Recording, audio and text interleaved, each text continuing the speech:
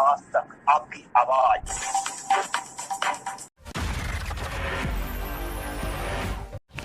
नमस्कार, आप देख रहे हैं इंडिया आज तक टीवी लाइव और मैं हूं आपके साथ विजय लक्ष्मी। नगर की जीवन रेखा शहजाद नदी नाले में तब्दील हो गई। गंदे पानी के जमाव से संक्रमण का खतरा हो गया है। शासन की मंशा से विफलता भी हो रही है। नगर के बीचों बीच से गुजरने वाली शहजाद नदी किसी समय नगर की जीवन रेखा हुआ करती थी। आज इसकी हालत बद से बदतर होती जा रही है। नाइट्रोजन की अधिकता होने की वजह से इसमें जलकुंभी उगाही है, जिससे जगह जगह अवरोध उत्पन्न हो गए हैं।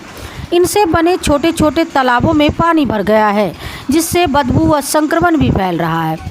सूबे के मुख्यमंत्री योगी आदित्यनाथ कह रहे हैं कि जल स्रोतों की साफ सफाई पर विशेष ध्यान दिया जाए, ताकि प्रदेश के जल स्रोत प्रदूषण से मुक्त हो सके। पर ललितपुर की शहजाद नदी की ओर ध्यान देने वाला कोई नहीं है। नगर क्षेत्र के प्रायः सभी नाले इसी नदी में आकर गिरते हैं, जिससे सावेज की वजह से पानी में नाइट्रोजन की मात्रा अत्यधिक हो गई है। यही वजह है कि खरपतवार में पानी को घेर लिया है। ऐसी स्थिति में नदी में रहने वाली मछलियां अब दिखाई नहीं देती है। प्रशासन को चाहिए कि शहजाद नदी की साफ सफाई पूर्व में किए गए प्रयास थे। सफल बुंदेलखंड विकास सेना ने शहजाद नदी की सफाई हेतु एक अभियान छेड़ा था, जिसके तहत नगर पालिका द्वारा साफ सफाई कराई गई थी। ललितपुर जागरूकता अभियान कार्यकर्ताओं द्वारा नदी पुल के नज़दीक स्थित पत्थरों पर पेंट कराया गया था। नगर पालिका चेयरमैन व नेताओं द्वारा खूब फोटो खिंचाए गए थे, पर अब इस पर शहजाद नदी की सुध लेने वाला कोई नहीं है। धर्मेश रायकवार, ललितपुर की रिपोर्ट। देखिए, ललितपुर की जो शहजाद नदी है, आज उसका अस्तित्व समाप्ति की ओर बढ़ गया है, और इसका सबसे बड़ा कारण है यहाँ पर साफ़ सफाई ना होना। हमारे नेता डींगे बहुत हाँक रहे हैं, बहुत काम कराने की डींगे हाँक रहे हैं, लेकिन केवल फोटोबाजी चल रही है। जिस प्रकार से नदियों पर अतिक्रमण बढ़ा है वो किसी से छुपा हुआ नहीं है। नदियों पर लगातार अतिक्रमण की शिकायतें तो होती हैं, लेकिन ललितपुर जिला प्रशासन मूकदर्शक बना रहता है, सोता रहता है। चाहे नगर पालिका हो, चाहे ललितपुर जिला प्रशासन, इन दोनों की भूमिकाएं संगठित रहती हैं। नगर पालिका, नगर पंचायतों की बड़ी भूमिकाएं होती हैं, लेकिन वो भी इस प्रकार से अपना कर्तव्य नहीं निभा पा रही हैं। नालियों का अस्तित्व बचाने में ललितपुर में जिस प्रकार से आवाज़ उठाई जा रही मीडिया के माध्यम से, उसके लिए उनका धन्यवाद। और हम अपील करेंगे लोगों से, जहाँ जहाँ नदियों पर कब्जे किए जा रहे हैं, नदियों की साफ़ सफाई को लेकर आवाज़ उठाइए, उन कब्जों को लेकर आवाज़ उठाइए।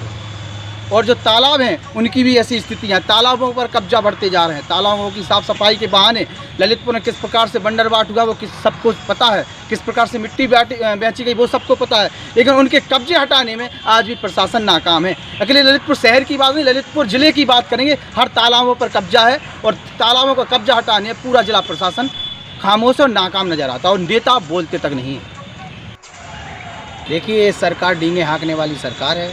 चाहे यहाँ के इस देश के प्रधानमंत्री हो जो गंगा सफाई की बात करते थे, चाहे उत्तर प्रदेश के मुख्यमंत्री योगी आदित्यनाथ हों, ये लोग केवल नदियों की नाम की राजनीति करते हैं, लेकिन नदियों का उद्धार आज तक नहीं कर पाए। आप देखिए, आपकी एक नदी है, सजनाम नदी जिसे कहते हैं, वो नदी नहीं अब नाला बन गया है, और गंदगी बहने वाला नाला बन गया है। जहाँ गांव-गांव के छोटे छोटे नाले साफ़ करने के लिए सरकार कह रही है, प्राथमिकता में रख रही है, लेकिन ना तो वो वहाँ के नाले साफ़ करा पा रही, ना नदियों के नाले साफ़ करा पा रही। ये सरकार की नाकामियों की गंदगी अब नालियों में देखने को मिलने लगी है, और यहाँ के नेताओं का दुर्भाग्य है कि इन सब चीज़ों को लेकर वो तो ना काम करते हैं और ना ही बोलते हुए नज़र आते हैं।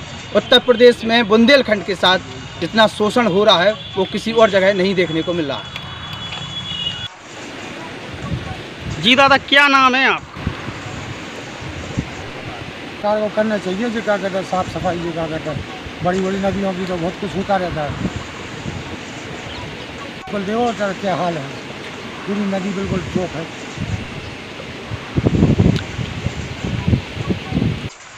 हमारा नाम है शांत सागर साहू, पूर्व पार्षद, वार्ड नंबर 21, तालापुरा, ललितपुर। मैं निर्वाचित पार्षद रहा हूँ, लेकिन विगत 20 वर्षों से देख रहा हूँ कि जिला प्रशासन व उत्तर प्रदेश शासन यह शहर के मुख्य 20 शहर से निकली हुई शहजाद नदी है, जो गोविंद सागर बांध की तलहटी से सीधी निकलती हुई 20 शहर से जाती है। इस नदी में कभी सफाई नहीं हुई आज तक।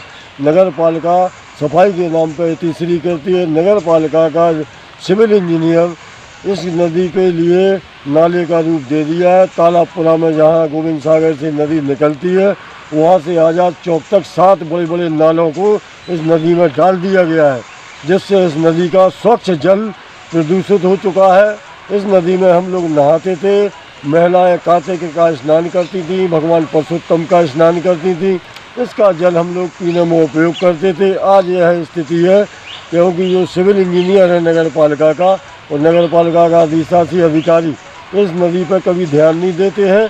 जब गोविंद सागर के बांध के गेट खुलते हैं 18 एवं साइबन चलते हैं तो इस नदी का जो आंशिक क्षेत्र है जिसमें 8 मोहल्ले आते हैं, मुख्य तालाबपुरा, नदीपुरा, गोविंद नगर, लकड़ियापुरा, खिरकापुरा, बड़ापुरा, इन सारे मोहल्लों में जल भरा हो जाता है क्योंकि नदी के ऊपर जो पुल बना है, शहजाद नदी के ऊपर पुल बना है सागर रोड पर, इस पुल की 18 द्वारी पूरी तरह से पुर चुकी हैं। उसका भराव होने के कारण इन मोहल्लों में जल भराव हो जाता है जिससे बड़ी विकराल स्थिति उत्पन्न होती है। क्योंकि प्रशासन समय पर नहीं चेतता है। अभी जून का माह है, आगे जुलाई या अगस्त में जब भारी बारिश होगी तो आधे शहर के लिए बाढ़ की विभीषिका से निपटना पड़ेगा। उस समय प्रशासन आनन फानन में राहत सामग्री बांटती है, लेकिन वो भी राहत सामग्री नाम मात्र की बांटी जाती है। लाखों का नुकसान होता है, मकान धराशायी होते हैं, गरीब व्यक्ति बेसहारा होता है। नदी की आज स्थिति यह है कि कहीं पर भी स्वच्छ जल नहीं दिख रहा है। जहाँ से नदी निकली हुई है गोविंद सागर बांध से, वहाँ से लेकर आजाद चौक बलखंडी तक सारी नदी पटी पड़ी है। गंदे नालों से पूरा जल प्रदूषित हो चुका है, मछली मर रही है, जीव जंतु जो पानी पीते हैं बस अचेत हो जाते हैं। को हम यह संदेश देना चाहते हैं कि यह नदी जो है ललितपुर की प्राचीन नदी है क्योंकि ये शहजाद नदी जो है इसके लिए प्राचीन काल में शिवजटी नदी कहते थे। पाली के नीलकंठेश्वर पहाड़ से यह नदी निकलती है जो प्राचीन काल में इसको शिवजटी नदी कहते थे। उस पर यह गोविंद सागर बांध बना, फिर इसका नाम शहजाद नदी रखा गया। क्योंकि इस नदी पे आज तक कोई भी प्रशासन, कोई भी शासन रहा हो, किसी ने कोई कार्य नहीं किया है। इस नदी का दोहन होता है, अवैध मछली का शिकार होता है। मछली मारने वाले जो व्यक्ति होते हैं वो प्रशासन से मिले हुए होते हैं। जब प्रजनन काल होता है तब भी खुलेआम मछली मारी जाती है। इस नदी की कभी सफाई नहीं होती और सारे शहर का गटर नाला इस नदी में डाल दिया गया है। इसको तो तत्काल रोकना चाहिए शासन के लिए अगर नदी का अस्तित्व बचाना है।